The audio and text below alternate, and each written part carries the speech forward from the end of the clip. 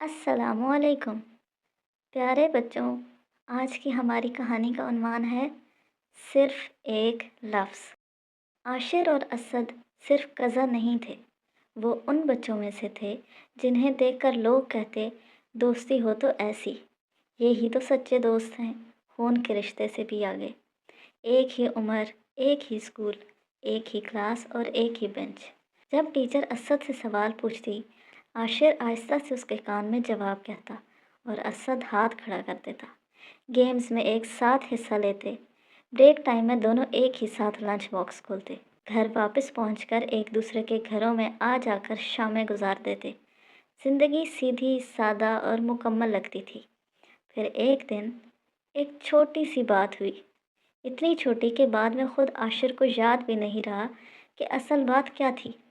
बस इतना हुआ, किसी बात पर असद ने आशिर की बात काट दी और आशिर को बुरा लग गया।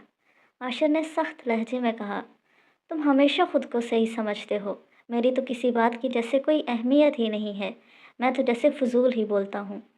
असद ने भी पलट कर कहा, तुम हमेशा छोटी सी बात का बतंगड़ बनाते हो। बस इतनी सी बात हुई। अगले दिन क्लास में आशिर अपनी आदत के बरक्स असद के साथ नहीं बैठा, वो किसी और बच्चे के साथ जा बैठा। मगर नज़रें बार बार उस खाली जगह को देखती रहीं जहाँ हमेशा वो असद के साथ बैठा करता था।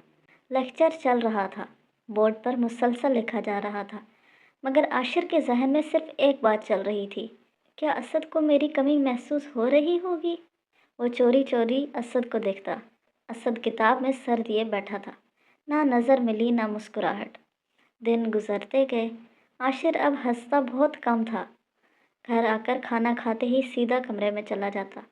अम्मी बुलाती, आशिर आओ सबके साथ बैठो, बहन के साथ खेलो। वो कहता अम्मी बाद में, मगर वो बात कभी नहीं आता था। उसके खिलौनों पर जैसे गर जम गई थी, उसकी हंसी कहीं खो गई थी। एक दिन असद अपनी अम्मी अब्बू के साथ आशिर के घर आया। ड्राइंग रूम में कहके थे, चाय की खुशबू और बचपन के किस्से चल रहे थे, मगर आशिर और असद दो किनारों की तरह अलग थलग बैठे थे। न बात हुई, न नज़रों का सामना। आशिर की अम्मी ये सब बहुत गौर से देख रही थी। माँ की नज़र वो देख लेती है जो कोई और नहीं देख पाता। जब मेहमान चले गए, उन्होंने आशिर को पास बिठाया और नरमी से पूछा, क्या हुआ है तुम दोनों के दरमियान। आशिर पहले खामोश रहा, फिर अचानक आंसू बहने लगे। अम्मी, मैंने बस एक बात कही थी और अब हम बात ही नहीं करते।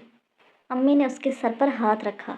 बेटा, क्या वो बात इतनी बड़ी थी कि रिश्ता टूट जाए। आशिर ने सर हिलाया। नहीं, अम्मी आहिस्ता से बोली, ज़िंदगी में अक्सर हम बहुत छोटी बातों पर बहुत बड़े फैसले कर लेते हैं। जो मसला एक सॉरी से हल हो सकता है, हम उसे अना का मसला बना लेते हैं और फिर दिन महीने बन जाते हैं, महीने साल, और आखिर में सिर्फ पछतावा रह जाता है। आशिर खामोशी से सुन रहा था। अम्मी ने कहना जारी रखा, बेटा, रिश्ते बहुत कीमती होते हैं। अगर आज वक्त है तो मना लो, बाद में पछताने का कोई फ़ायदा नहीं। कल को ये अनाथ तुम्हें सारी ज़िंदगी चुभती रहेगी। उस रात आशिर सो न सका। सारी रात यही बातें सोचते आंखों में कट गई। उसे याद आया कि असद कैसे उसका इंतज़ार करता था, कैसे उसका बस्ता उठा लेता था, कैसे उसके बगैर खेल शुरू भी नहीं करता था। और उसे एहसास हुआ, गलती शायद दोनों की थी, मगर पहल कोई भी कर सकता है। अगले दिन स्कूल में आशिर ने दिल मजबूत किया। ब्रेक टाइम वो असद के पास गया। आवाज़ कांप रही थी, दिल तेज़ धड़क रहा था।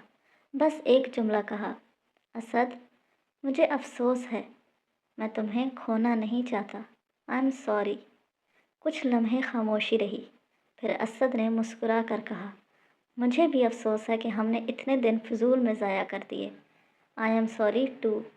और फिर एक छोटी सी सॉरी और मुस्कुराहट से हफ्तों की उदासी धुल गई।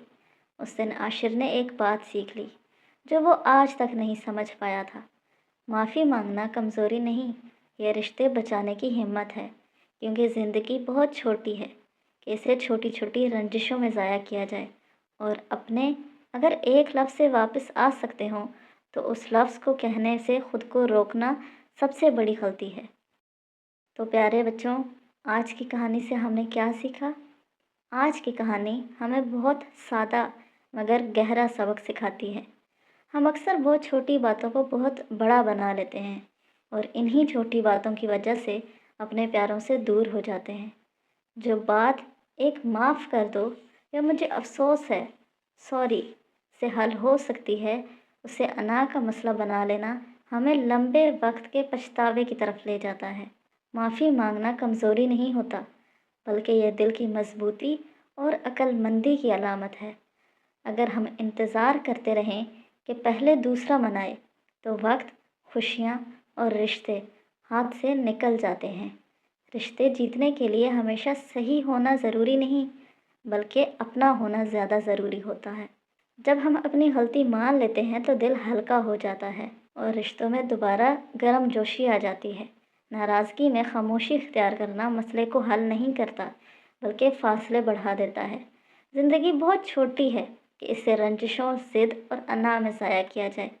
آج ہمارے پاس جو لوگ ہیں، کل ضروری نہیں کہ وہ ہمارے ساتھ ہوں، اس لیے وقت رہتے اپنے پیاروں کو منا لینا چاہیے۔